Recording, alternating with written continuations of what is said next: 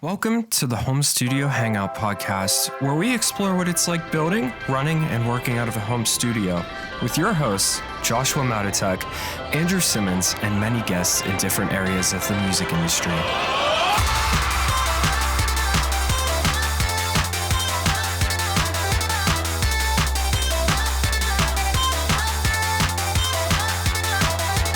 And welcome back to the Home Studio Hangout podcast. Thanks very much for joining us. I am one of your hosts, Drew. I'm here with my co-host, Old Josh. How are we doing today, Josh? Why am I old, bro? Old Josh. Old Josh. No, not old Josh. Old Josh. O-L apostrophe Josh. Oh, like the southern. Yeah, exactly. Old Okay. Josh. All right, I can get behind that. Yeah. Today we are doing a little bit of a fun episode for us, and we're just going to kind of talk through some stuff. We are doing 5 of our favorite plugins that we use for production. Generally to make things sound cool. So maybe even more sound designy instead of what I kind of have in my head.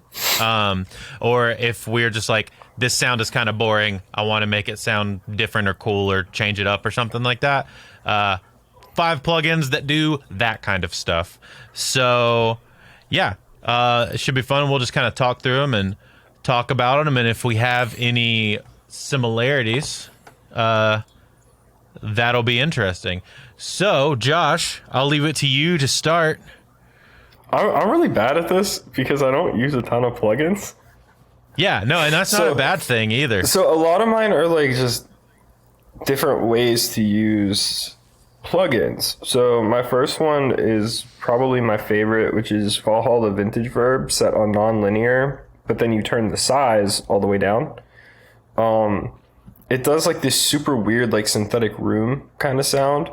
And I love using that on like ad-libs. I'll use that on anything that I need to feel like it's in the back of the room. I'll use that instead of like an actual room reverb. Is it kind of similar to doing like a slap delay to make it sound like a room? No. Okay, And you turn the mix all the way up. Oh, okay. That changes what I was thinking of what it sounded like. The best way that I could describe it is it sounds like if somebody is in the other room, except if that room was also underwater. Like, you know how, like, That's you cool. know how, like, if you're swimming, you can't hear anything underwater. But, like, in movies, people are, like, having full conversations underwater. It sounds like that. Yeah. It's really gotcha. cool. That's oddly specific also. It's really cool. It's, like, something I ran into, like, I was just trying to find, like, cool ad-lib effects one time, and I just like happened because like I thought that non-linear, like you wouldn't be able to really adjust too much of it because it's all like program based. Is that the right term? Program based? Anyway, and then I realized that the size knob actually changes the size and it's really cool. Just turn the pre-delay down and So cool. do you normally only use it on vocals? I use it a lot on vocal ad-libs. I use it on like little like things that are typically placed like an ad-lib would be. So if you have like little guitar parts coming in and out or synths or whatever, I like to do that. It's also So like if a guitar is like doing like a lick in between vocal lines and stuff like that? Yeah, like yesterday I put it on a guitar that was going in between certain phrases, and it just kind of like makes it sit. It's the best way I could describe it is it feels like you're violating like the space of the song.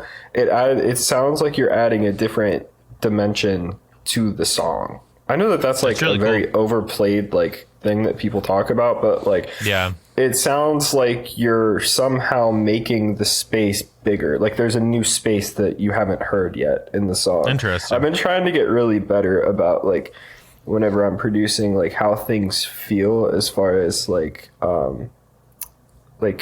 depth or height, you know? Spatial placement. Yeah. Yeah. And so like if I could explain it in that sense, it sounds like it's floating behind you. Okay, which is that's really cool. That's Yeah. cool. I'll have to try that. I've been trying to find some ways to get that effect for different things. Like, you know, I think sometimes it actually helps to put synths back there, especially if you want them to be like a pad and you just need it to sit and kind of get out of the way. That was an instance, or a snare, but it was like a program snare for like a lo-fi song, but I wanted it to sit like really far in the back. Yeah, you know? the things that you're talking about are like exactly what I would use that for. So you should definitely try it. That's pretty cool. I'll have to try that out. So that's Josh's number one. You said it's Valhalla Vintage, using non-linear, 100% on the mix. Yep, and size at 0. Size at 0. What version? Is it the 70s, 80s, or now? It doesn't matter. Okay. It depends on how hi-fi you want it to sound. Yeah, Okay, cool. I think like typically I'm using it on now because I kind of want it to sound really like artificial and weird, especially when I'm doing like the super like hip-hop PC thing. music kind of stuff. Yeah, you know, that makes sense. but That makes sense. if I'm doing it, like I use it a lot while mixing. Also, I'll use it to add like depth to vocals. I actually use it as a room a lot now also, just because I know how it's going to sound. And so if I'm looking for that kind of sound, I'll like put it on a verb send. That's really cool. Yeah, that's a great idea. Cool. My first one is I'm gonna go for the softballs first, and then we'll get into the weirder ones later. RC20. I mean, if you just want to make something weird or make something wobbly or crunchy or kind of it does a lot of cool stuff, especially in making like hip hop or lo-fi, and you want to make something sound old. It's kind of the go-to for a lot of people for that. For me especially, I like the way that the noise sounds. It's one of the few places that it's got really good noise, like tape hiss and things like that. Some of it can be too harsh sometimes, or some that you find are like a little too dull, and it just sounds like too low. Does that make sense? Like it's too muted. You need it to still kind of feel like there's something there. And the other thing that I really like is that you can make the noise follow whatever you're playing, so it gets louder and softer based on what's being put into it, which is really nice. So that you don't have a constant tape hiss. It's kind of like moving with, like if it's a piano, it's kind of moving with the piano, and then when the piano gets cut, like there's no hiss and stuff like that. That's cool. It's got a cool distortion. The reverb on it's pretty good. I do like it. And it's what I also use it for is it's got a width knob on it. So if you want to just like push something to the side, talking about space, if you just want to like make something that's already stereo just a little wider, or make something mono like a little wider than just straight up the middle, it does a really good job of it without causing any weird phasing problems or chorusing. Yeah. That's super cool. I still haven't purchased that one. Yeah, it's cool. I do enough lo-fi that it makes sense for me to have it, because it goes on basically everything. Yeah, it's one of those things where like I have like the Waves Factory cassette. I have the Lo-Fi AF plugin from Unfiltered. There's a lot of go-tos. plugins that do it. There's a lot of plugins that do it. There's another one I'm going to talk about later. There's I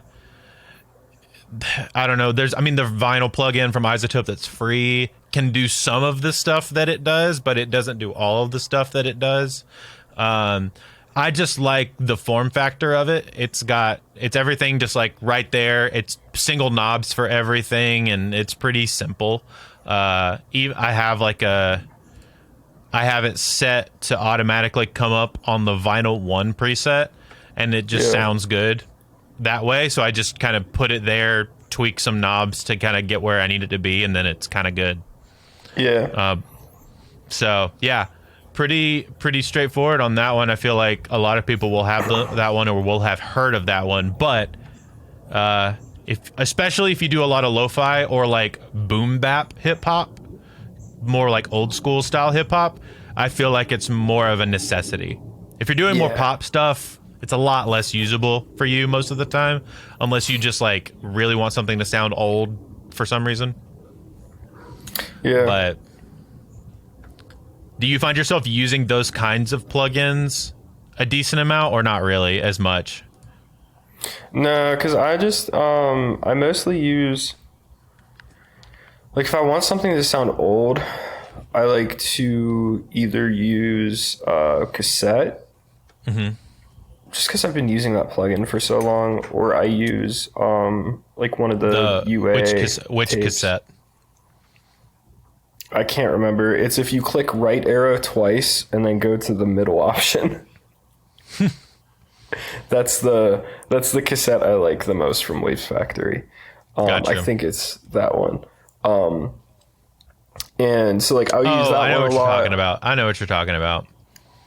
Yeah, that plugin is super sick. Well, what I really like about that plugin is I actually thought about getting that one for myself as well, because it does do some stuff that's kind of unique to it. well, what's really sick about it is, so like on its default setting, like it's very like wobbly. You know, like it does the cassette emulation thing It's really, wild. really well. Yeah. But then if you go to settings, every parameter is adjustable. So like there have been times where I'm like, man, I really want to do like a tape effect on like my mix bus or something like that, especially while doing like indie music.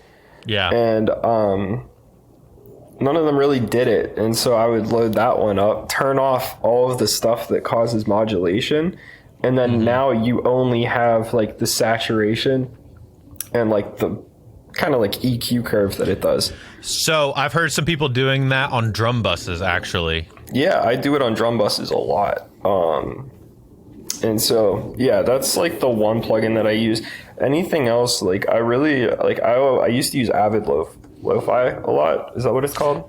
Dude, I love that plugin. I wish I could get that plugin everywhere. Yeah, the closest thing that I've found that like kind of does something similar is the Lo-Fi AF plugin from Unfiltered. Yeah. And so I use that a ton because it has like this really cool, like upwards compression kind of sound to it. Yeah. With one That's of the why knobs. I use it for screaming literally for that. Yeah, so I use that a fair bit. Yeah. Especially with like the hyperpop kind of stuff.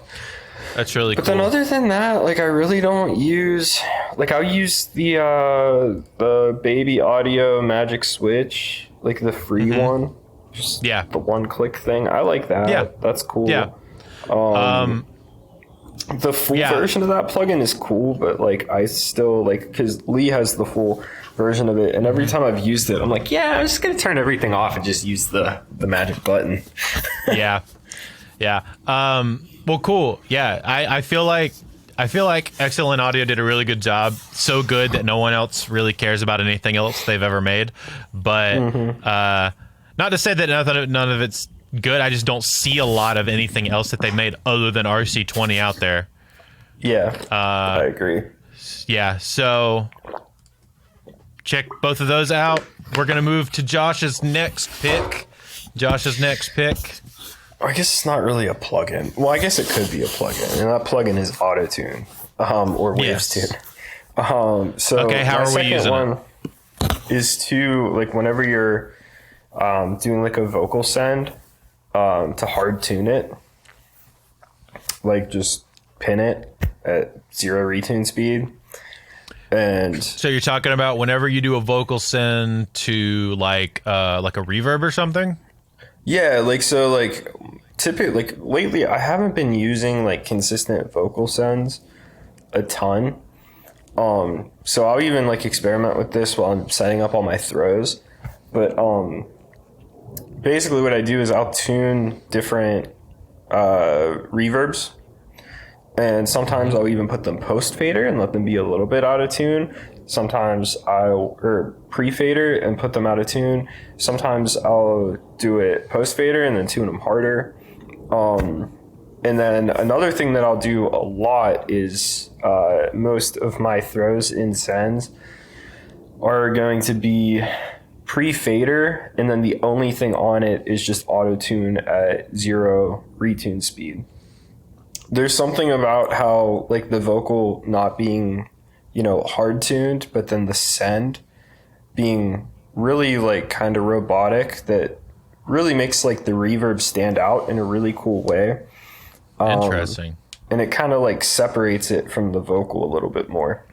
Because And it is quite literally a different vocal at that point, or it's being processed differently. Yeah. Yeah, and because like I don't use a ton of sends, and most of my stuff is just throws, it's cool being able to like do like a verse where like you're literally just putting auto-tune on the vocal with a reverb that's 100%. And then printing that, and then, doing your like fades however you want. And then like for the pre-chorus, you can do something different. And then like the chorus, like you could have like a super compressed signal going into that same reverb. And it's a really cool way to have like one reverb that you really, really like sound completely different throughout a song. Because my biggest problem, I think, with a lot of vocal production is like a lot of the effects that people do tend to sound really static. And I was like, how can I make that sound different? And the easiest way to do that is just to not have a compressed vocal, going into this stuff, or even, adjusting, like clip gaining the vocal to accent how it feeds into the verb. Very cool. Yeah, that's really cool. I'll have to try that. Not really a plugin, but that's it's kind of using a plugin for a technique in a weird way. It's using a plugin in a weird way. It's one of those things that like I felt like once I started doing it, it kind of really made me feel like I was leveling up, Yeah, I mean it's similar to like. There's certain tricks that you use that eventually you're just like, it's just how I do things now, and I couldn't imagine doing life without it this way. Very cool. Yeah, I like that. I'm gonna have to try that. I don't think I've ever done different retune speeds on sends before, so I'll have to try that. That's pretty cool. That's a really cool one. And then I'm trying to think if there's anything else that I do, because like I have like my templates in both DAWs are essentially the same. Like I just have folders and then all my sends. And so I will, I'll like make a track, like drag the audio down and like manually fade in like how I want to go into that send. I'll even just like copy and paste the effect from the ascend and then go ahead and just do a throw. I do throw tracks that way. Yeah, like where that I'm kind of like stuff just has grabbing been- the audio and just dropping it down into the throw track rather than doing a throw send. Yeah, you can get more control that way sometimes. Oh yeah, because like a lot of times like you'll just like sometimes you need just like a huge reverb. Like I did a song like 2 weeks ago where I literally had a room send and then I had like the wide lead vocal preset from Valhalla on it, and I was like, yeah, that's all it needs, But like sometimes like it was like an Adele type track, and it's like sometimes you just need that like really big thing, but then like other times like in the more like sparse productions, like you have to really work with the vocal to make sure that like it's doing as much as it can without being like over the top. And so that's been something that I've been really, really focused on. Very cool. Yeah, I'm gonna have to try that. So auto tune on the sends, probably something like EFX, right? Or like something that you can just like turn on 0 and just kind of let it run. Yeah, well, I'm a big fan of like the Auto-Tune 5 algorithm. So I'll just use like the normal algorithm and then just put the retune speed all the way down. Yeah, just but like let it work automatically rather than like the pencil thing. Yeah. Yeah. Cool. Yeah. So my next one is well, I'll actually skip over one. So you were talking about baby audio. One of my favorite things to use if I'm just like, I have a track and I just don't know what to do with it, or if I just need something cool and random, is Magic Dice by Baby Audio.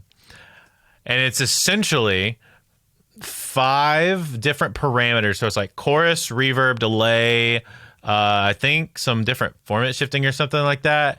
But you can't control any of it, and it's just a dice that randomizes the settings for everything. And it's That's very cool. Sick. It's so fun just to like sit there on a track and be like, hit, yeah, I like that, and then hit it again and get something totally different.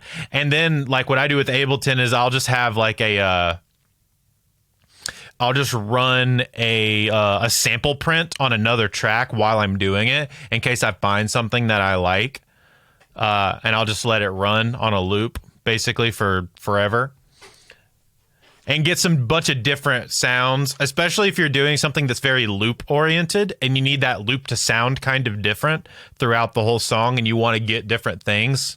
That's a cool way to do it. It literally is just a white screen with a 5 dice symbol on it. It's literally it. That's cool. I haven't heard of that one. I'll have to check it out. It's super cool. It's free. It's one of those kind of, obviously I think they have a paid version of it that like lets you tweak the parameters, but like that's not what I'm using it for. So, but if it's something that you end up using a lot, you might like what it does and you might want to pay for it to be able to fine tune it. So, but yeah, it's pretty cool. Yeah, go grab it. It's fun. What you got up next, Josh? Number three. I keep adjusting it because like a lot of my stuff is the same where it's just straight up like pretty vague. So first of all, going off the verb send thing, another thing that I love doing is copying a vocal down and then basically doing a fade like on the audio to go into a distortion. Interesting. Yep, that way. And what distortion are you using for that? It depends. I have a lot of distortions. What are your go-to like couple? My go-tos are gonna be I like Toop, I like the Oven, and I really like the Waves Berserk plugin right now. Nice. That one has been absurd. It's so over yeah. It gets pretty crazy. It gets pretty crazy. Yeah, I like doing that. I like and then just Decapitator. I kind of went back to Decapitator. Classic. So that's been a lot of fun. Yeah. So you're fading the vocal into it. How does that work? Yeah, so I do it a lot for like transitions, right? Okay.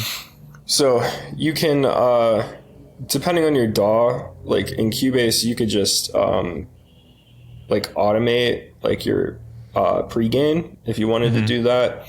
I really don't do that. I literally just put a giant fade across like the phrase that I'm trying to build. And then so you're using this for like builds and pre-choruses and stuff. Yeah, okay. Exactly. And then that way, as the vocal gets louder from the fade, it makes it distort more. So that's pretty cool. I do that a lot for a lot of stuff. I'll do that on like drum buses if you're doing like for guitars that would work really well. Yeah, I've done it on guitars too. That's like a cool production trick, but I figured I should probably lump that in with the vocal sends one because it's very similar. But my third one is technically reverb on bass. Okay. Because everybody is generally a rule to not do.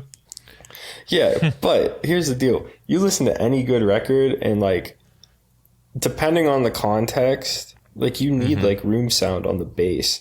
And so Yeah. I like playing around with like lately, like whenever I'm doing like a down chorus or like a super low key like pre-chorus, it's been really fun playing around with different room sounds on bass. And Interesting. you know, even like, And we're kind of talking doing the about same not thing. 808s, right? No, 808s too. Okay, sick. Yeah, because like I don't know, I feel like it's one of those things where it's like once you learn the rules, like you could break them, you know. Yeah, 100%. Same thing with like wide basses, you know. Yeah, Like Seth talks about that all the time. He loves the yeah, wide like bass. so many. Like I love wide basses, but like there's so many times Huge where in they're just EDM. used- Huge in EDM. Yeah, and then there's like so many times when they're just used really poorly, you know. Oh yeah, definitely. So like obviously like I'm not just rolling through like the whole song with reverb on bass, but Yeah. you know there was one song where I wanted like a real like kind of like Latin feel to a verse, and so that required a lot of room sounds, and so I put what did I use? I think I just used Cubase's Reverence on like the Tokyo studio because I really like that one. And then yesterday I was doing one where like the 808 was like a really big part of the song. There weren't a ton of drums. And so with the pre-chorus, I went ahead and I just used Ableton's hybrid reverb. And what I really like about hybrid reverb is the fact that, you know, you could blend between the convolution. Yeah. But I really like just using the default setting. I turned down the size and the decay on it, and then switch it to, is it Tides? Tides and then Really? Shimmer are my two favorite, and it makes a really cool like synthetic sound. And so I like using that. Plus you can, it has a built-in filter, so then that way you're able to filter out all the low end, so you aren't getting weird phase stuff going on. Nice. Yeah, tides is the right term for that. Yeah. So that's my third one is reverb on bass because it's really Reverb on bass. That's pretty sick. And if you're in Ableton, use hybrid, and if you're in Cubase, use the what was the one that you used? The Tokyo. Yeah, I really like the Tokyo Studio. I mean, you could use anything. I've even done it Yeah, with like but the I just Valhalla more so trick I was mean- talking about. Yeah, I just more so mean those are your go-tos for that, at least like off the Yeah. top. Yeah, I really That's pretty like 'em. sick. I'll have to try that. I've been thinking about working on a song, like making a beat where the 808 is the focus of like a section, but I've been worried that not having anything else would be too not enough. Does that make sense? Yeah, that makes sense. I mean, So this might help fill out that space wise that I'm kind of thinking about. No, Yeah, that's for pretty sure. cool. So my next one falls into a similar category of RC20, but I use it differently, and that is Sketch Cassette. I like Sketch Cassette a lot. One, the UI heard is of that really, one. really cool. You should look it up. Sketch Cassette 2. The UI is very cool. It's made by Aberrant DSP. It literally looks like a hand-drawn, like pencil sketched yeah, UI. this is sick. Yeah, it's so tight, right? It's fun to look at, firstly. But it's got a bunch of different tape emulations. I think it's got 3. And then with each tape emulation type, there's 4 sub options with that. So you have like cheap, so as low as quality as you can go, value, which is like slightly higher than that, standard, which is like your basic, normal, and then master, which is like your more hi-fi version of each of those. So it's pretty cool. There's an age slider on the bottom that you can like go from new to worn. So it like, as you do that, it like wears out the tape even more in a different way. It's pretty cool. Add some hiss and saturation and stuff.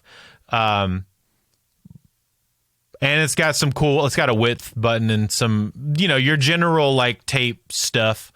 But where I really like it is it has a compressor in it, with a bright knob and an amount knob, and it's just an on-off switch, and it's just basically a crushing compressor. That's super cool. And then so what you can do is on the it's got a mix knob, but it's got a mix knob for the tape, and it's got a mix knob for the compressor separately, so you can run them in different parallel amounts,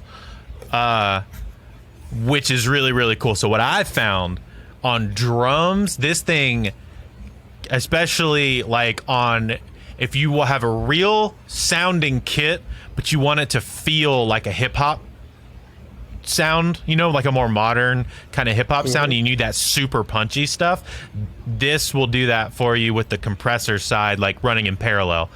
Does that crazy slamming thing. Yeah, big fan of that. It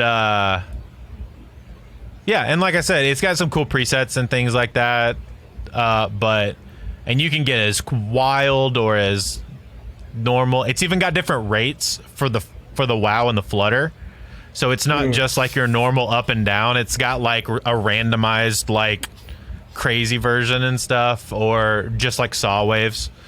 But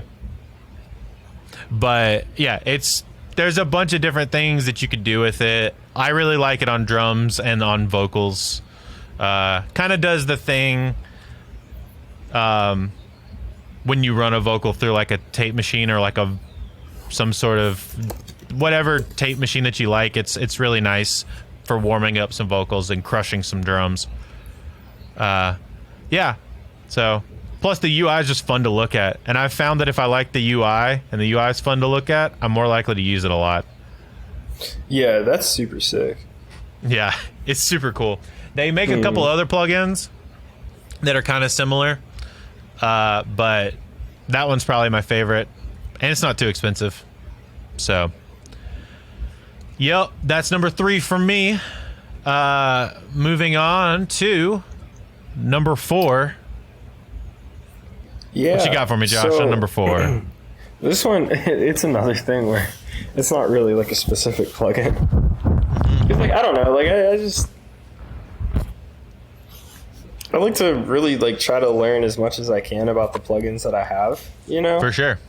Instead of because every time you hang out with somebody and they're like, you have this plugin? And you're like, yeah. And then they go, oh, did you know that you could do this? And you're like, what? You know? Yeah. You know, you feel dumb because you've been using the plugin every day for 2 years. 100%. So I'm trying to like get better about that so I could be that guy. So this one is actually like a Skrillex thing that I learned. It's automate the reverb size knob. Oh, okay. It sounds wild. Yeah. So in what context? So I like to do it a lot on percussion. I just did it where there's a couple different ways that you could get this effect. So I was watching Umru like produce a track, and he was dropping in audio samples, right, with like a really big like snare. And then what he would do is he would like chop up the tail of it, and like sometimes he would reverse the tail, sometimes he wouldn't, sometimes it would like stutter, and like it's a really cool way to like make a super unique, you know, like snare sound. And then I found out that you can also like just automate the size on a reverb, and you could get really creative with that on percussion sounds. So which is one of those things that you could have always done, but it's just like you don't really think about that, you know? Yeah, and literally what reverb plugin doesn't have a size knob? Exactly. You know? And so I started doing that, and it's kind of tricky, you know, because you have to like really play around with when the automation starts, how deep you're going into as far as like the size of it, how long it's going to hold, how long the ramp is, all that stuff. But it's definitely something that I think everybody should try out, because it's a really cool way to kind of get one of those sounds where it's just like, whoa, you know, like what is that? You know? Yeah, that's really cool. Even in more subtle ways, just like transitioning a vocal from one section to another, I feel like that could help in that way as well. It's harder on that, because whenever you have something that changes pitch and you adjust the size, it does that delay thing where it's like, Oh, the whoa, whoa, whoa, whoa. Yeah. So it can do that as well, which could be a really cool creative effect. Yeah. But I think it depends on like how the reverb's made. Because whenever I was doing it yesterday, I didn't really get any of the pitch shift. Yeah. It was literally just like you hear the snare and then it would like bloom, and it was like super, super cool sounding. That's really sick. Yeah, it's been really cool. But like Ableton stock reverb, if you try that on like a vocal or something like that, it's gonna sound really weird. That's But cool. Once again, it could be a super cool thing for like ear Yeah. candy or for transitions. Or like and making stuff a like that. one shot, especially if you're like making a sample, like if you're trying to make a sample pack or something, you want to do something crazy, or just make your own samples, you know, like go through a sample making session. Yeah, I've been diving down that rabbit hole too. My favorite thing Yeah, to do same. is like the Sophie thing, where you take like a phaser, like a super low oscillating phaser, and then put that into like a grain delay and then a distortion. That's and really play cool. around with the grain delay like timing. Yeah, that's pretty cool. sick. No, that's really cool. Yeah, so automate your reverb sizes. Yeah. That's you've been on a reverb train today, Josh. A reverb I train. have been. Well, because it's like, everyone just that's slaps cool. on a reverb. Yeah, do cool stuff with it. Yeah, no, I 100% agree. My number 4 is something that you actually turned me on to, and that is thermal. Yeah. Outputs thermal. The more I think about it and the more I use it, I think thermal might be one of the most usable sound design plugins in existence right now. Facts. Yeah, it's I don't use it as much as I used to. Just It's on my master chain. because I use it for mastering. The only reason why I don't use it is because it's so CPU intensive. But Yeah, that's every why time I that- mostly use it. There's like very specific times where I'm like, it needs thermal, and then I'll pull it up and I'm like, yeah, it needed. Yeah, exactly. Dude, no, Ace, if you want to make anything sound insane, that's the plugin. It's the holy crap, this can do anything plugin. Yeah, like you can use it like in the way that someone would use like Saturn. Yes, But then no, you that's can also like, that's another plugin that's insane. Maybe we should do like a whole episode on just like cool mix tricks with like plugins that everybody has, because I forget, it was Lee. He was showing me about Saturn, how it has like the dynamics function where you can basically use it as a gate. And so he was playing that's these sick. And then because of the saturation stuff with it, you can like basically use it as like a transient designer and an EQ. And he was playing me these drum tracks. He's like, there's no samples. And I was like, oh, are you triggering your gates? He goes, there are no gates. It's just Saturn. Dang.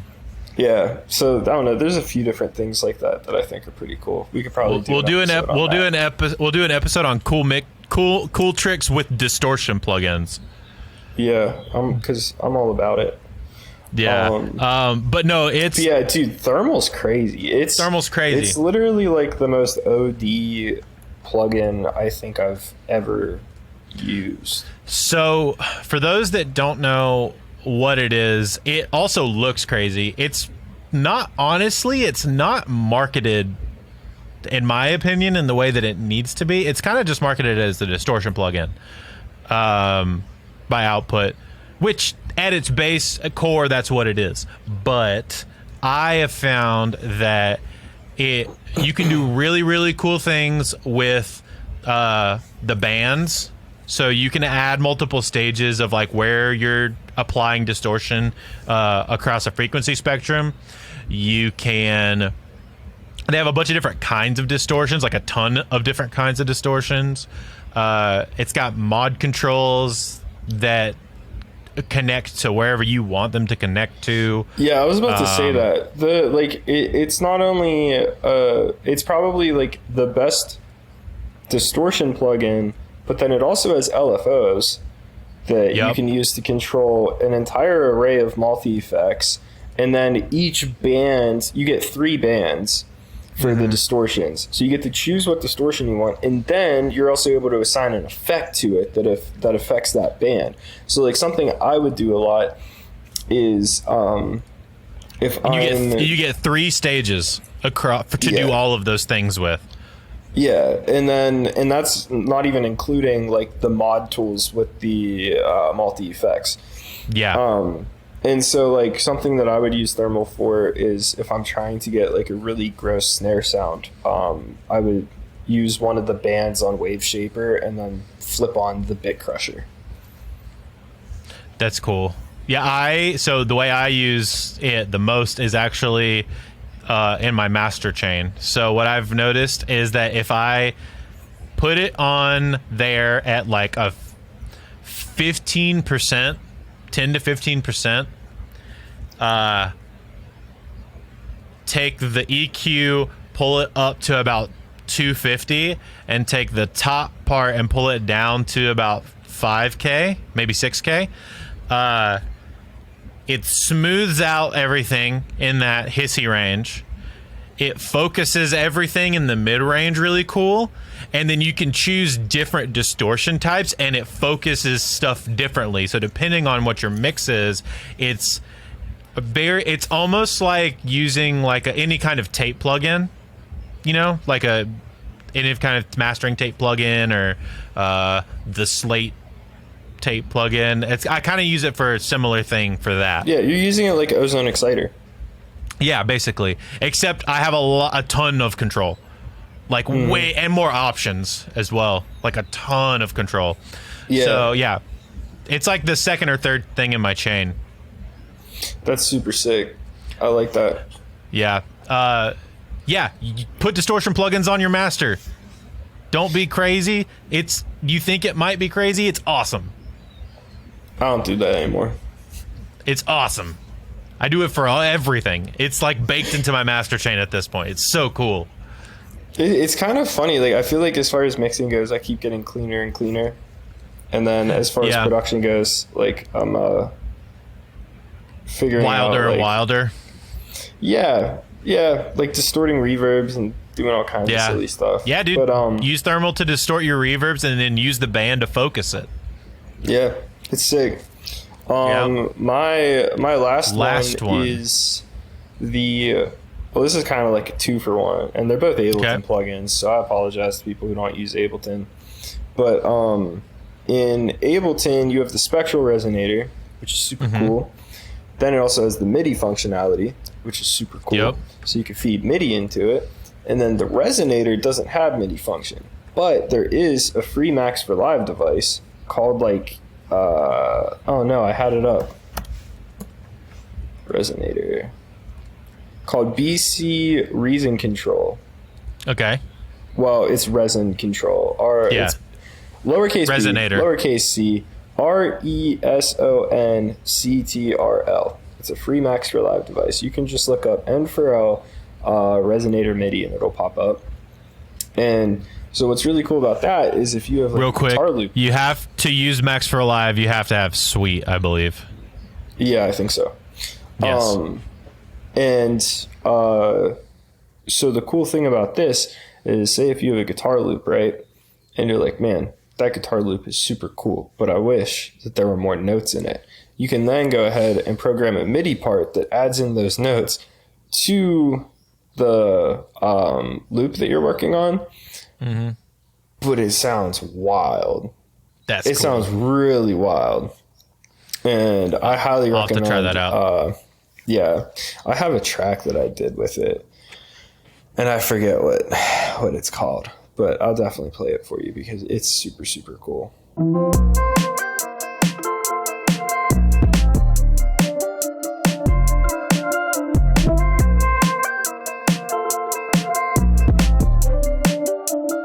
my last one is also an Ableton plugin. So sorry for everyone who's not using Ableton. The drum bus plugin rips, bro. It's so sick. It's so sick. If I want to just try something crazy, like it adds like a low frequency. Oh shoot. It's like kind of does what RBass does. If you've ever used Waves RBass. Yeah, where it like essentially adds a low frequency resonator. And it's clean. It's clean. No, I don't like very RBass. Clean. The drum bus does a clean version of what RBass was trying to do. Yeah, and it's a lot more like flexible. Yeah, like you could essentially just pick the fundamental that you want and then run with it. I really don't feel the need to use that too much. If I need to do that, like if I need a kick that's beefed up and I'm working in Ableton, I'll just throw the one Corpus preset on it. It's like Fat Kick or something like that.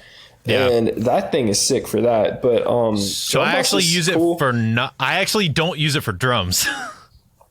I use it a lot of the times for drums, but I use it for a lot of other things too. The clipper in it is really nice. The drive, it's a drive knob and then a crunch knob, which is really crunch cool. knob, yeah.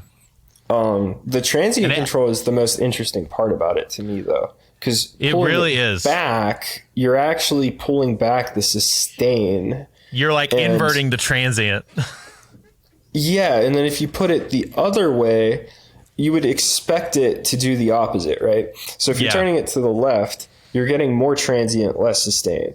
You put it the other way, you would think that you would get less transient, more sustained, but really what you get is more transient and more sustained. Yeah. It's like so crazy. Over the top.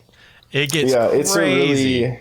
It's a really, really cool plugin. I like using it on 808s. And it's very cool, especially if you want to make 808s punch and you maybe don't want to use a kick as much, or you need a section where it's like only 808, no kick, like it bangs. And it's got a dry wet knob, like most things should, but it's got a dry wet knob, and that makes it infinitely more usable. I also use it a bunch on bass. That was what I was gonna say. I use it on the most actually is bass. Yeah, it's a super cool plugin.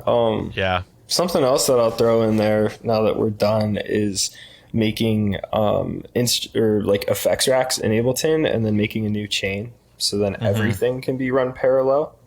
Yeah, that has been really cool to play around with too. I now make. Do you have some effects racks that you've been making?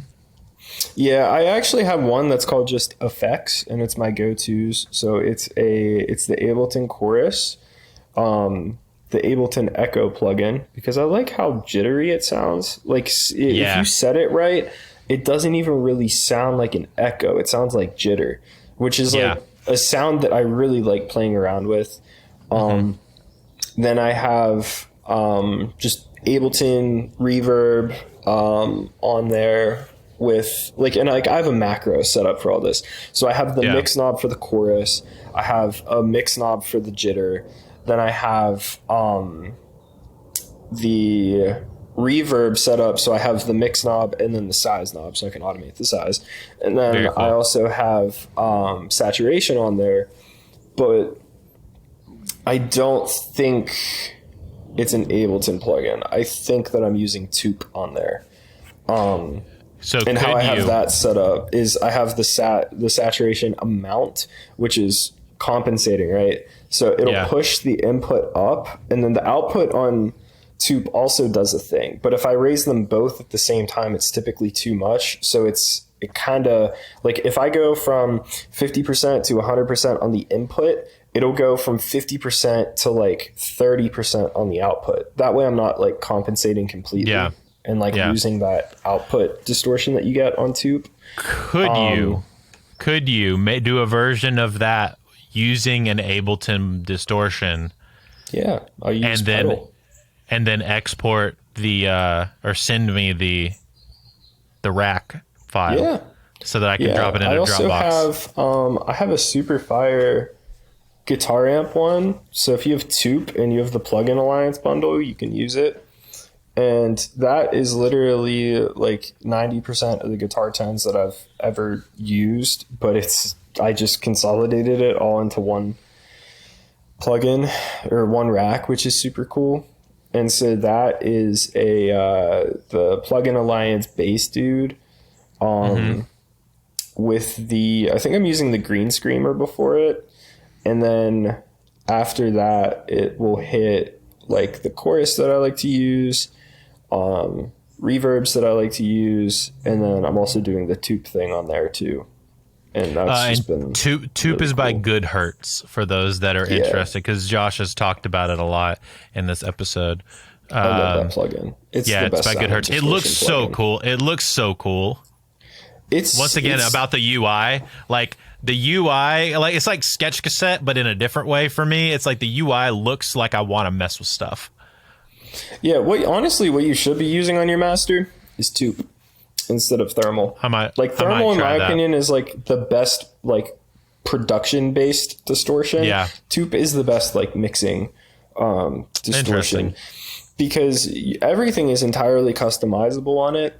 Yeah. You have a way, like they have the emphasis on it, and that is super cool because you're able to pull out where you don't want the distortion to like kind of hit. Like, have you ever played a Reverend guitar with the tone shindig on it? So how that works essentially is it's rolling off low end and going into a guitar amp. It's going to then distort differently. So you're able to essentially do that however you want it to do. That's really cool. Which is like the one thing that I've always wanted to do with every distortion plugin. And like if you control how its stuff is being distorted.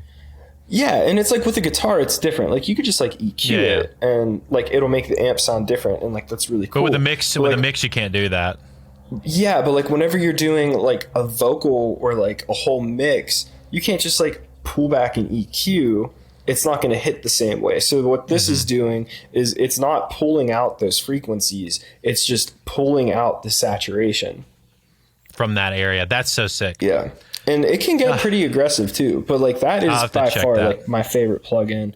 I love using the 12AX7 tube on it.